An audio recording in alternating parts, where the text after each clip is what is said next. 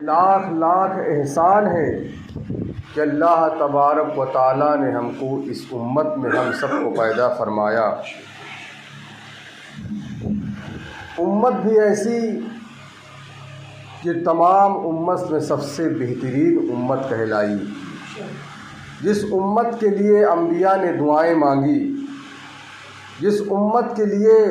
انبیاء نے تمنا کی کہ مولا مجھے بھی اس میں پیدا فرما۔ وہ امت کے نبی اور اس امت میں جس نبی کو پیدا فرمایا گیا وہ نبی بھی تمام نبیوں کا نبی ہے، تمام انبیاء کا سردار ہے، امام الانبیاء ہے۔ اور اے اسلام کے پروانوں، اگر اس نبی کی بارگاہ میں، اگر اس نبی کے بارے میں، اس کی عظمت کے بارے میں دیکھو تو پتہ چلتا ہے کہ آدم کی توبہ اس کے صدقے میں قبول ہوئی، نوح کی کشتی، اس کے نوح کی دعا اور ان کی کشتی جو کنارے لگی وہ میرے نبی صلی اللہ علیہ وسلم کے صدقے میں لگی۔ اور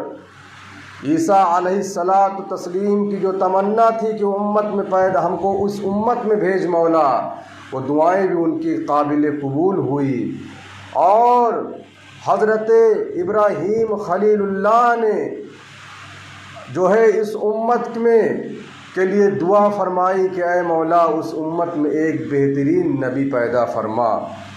یعنی اس امت کا وہ مقام ہے میرے دوستوں کہ ہر انبیاء نے اس امت کی شان و عظمت کا جو ہے ڈنکا بجایا اپنے اپنے وقتوں میں، اپنے اپنے دور میں۔ اور آج ہم پر اللہ تبارک و تعالیٰ کا لاکھ لاکھ احسان ہے کہ ہم اس امت میں ہم کو پیدا فرمایا اس نے، اور اس امت میں پیدا فرما کر سب سے عظیم نبی کو ہمارے درمیان بھیجا۔ اگر بات کی جائے تو جتنے بڑے لوگ ہیں سب اسی میں آئے، رسول اعظم ہیں، اگر رسول بھیجا تو رسول اعظم بھیجا، رسول اور بھی آئے، رسول بھیجا تو رسول اعظم بھیجا، اور اگر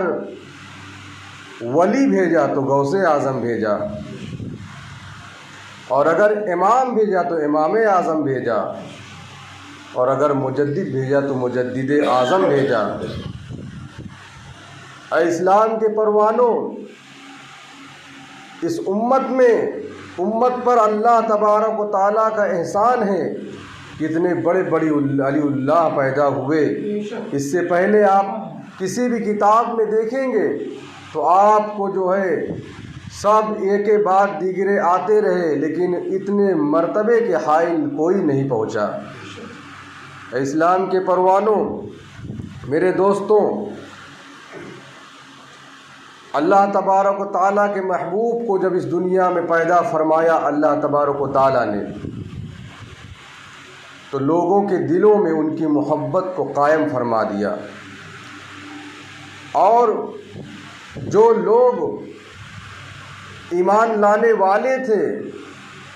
وہ لوگ اللہ کے پیارے نبی صلی اللہ علیہ وسلم پر ایمان لائے۔ سب سے پہلے اللہ تبارک و تعالیٰ نے اپنے محبوب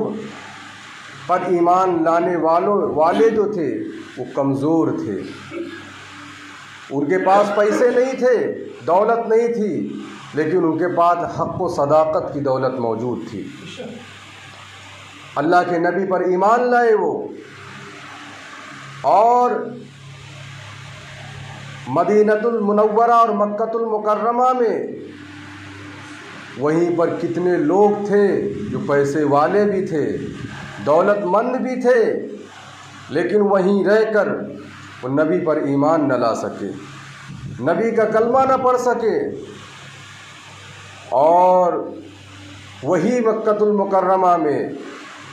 حبشہ سے بلال آتے ہیں تو نبی پر ایمان لاتے ہیں، یمن سے حبیب یمنی آ رہے ہیں تو ایمان لا رہے ہیں، اور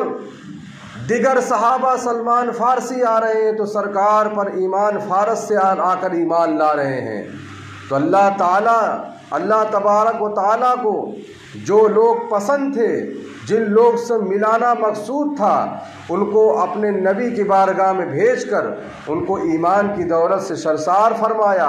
اور جو لوگوں کو اللہ و تبارک و تعالیٰ ناپسند تھا ان کو وہیں رہ کر وہ ایمان سے دور رہے، وہ رسول کی محبت سے دور رہے، وہ رسول کی اہمیت و وقار کو سمجھنے سے دور رہے۔ آج بھی اسلام کے پروانوں کچھ بدبخت رہتے ہیں سعودی میں، لیکن وہ میرے نبی کے روضے کے قریب رہتے ہیں، لیکن ان کی وہ اللہ کے پیارے رسول کے روضے کو ان کو نصیب نہیں ہوتا کہ وہ سرکار کے روضے کو جا کر وہ چوم لیں، وہ سرکار کی جالی کو چوم لیں اور اپنے آقا کی بارگاہ میں دعائیں اپنے لیے، اپنے اولادوں کے لیے کریں، ان کو نصیب نہیں ہے۔ لیکن ہم وہ سرکار کے عاشق ہیں کہ ہم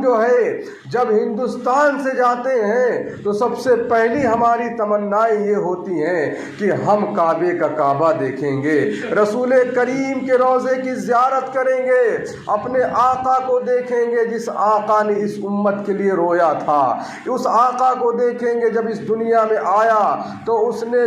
تمام خرافات کو دور کر دیا، تمام برائیوں کو دور کر کے اس نے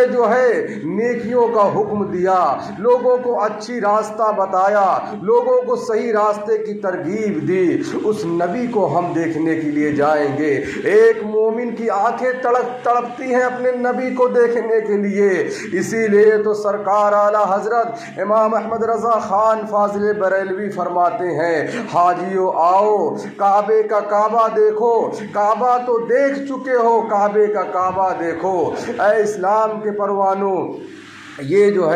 آقا کے عاشق ہوتے ہیں وہ کعبے کو بھی اپنے نبی کے روضے کو کعبے کا کعبہ سمجھتے ہیں، کیونکہ اگر کعبہ بھی ملا ہے تو میرے نبی کے صدقے میں ملا ہے، اگر یہ زمین و آسمان ملا ہے تو میرے نبی کے صدقے میں ملا ہے، ساری کائنات جو ملی ہے میرے نبی کے صدقے میں ملی ہے۔ اے اسلام کے پروانوں، قرآن مقدس کی بہت ہی مشہور آیت کریمہ تلاوت کی گئی ہے جس میں اللہ تبارک و تعالیٰ نے ارشاد فرمایا، الا ان اولیاء اللہ لا خوف علیہم ولا هم یحزنون، اور یہ میرے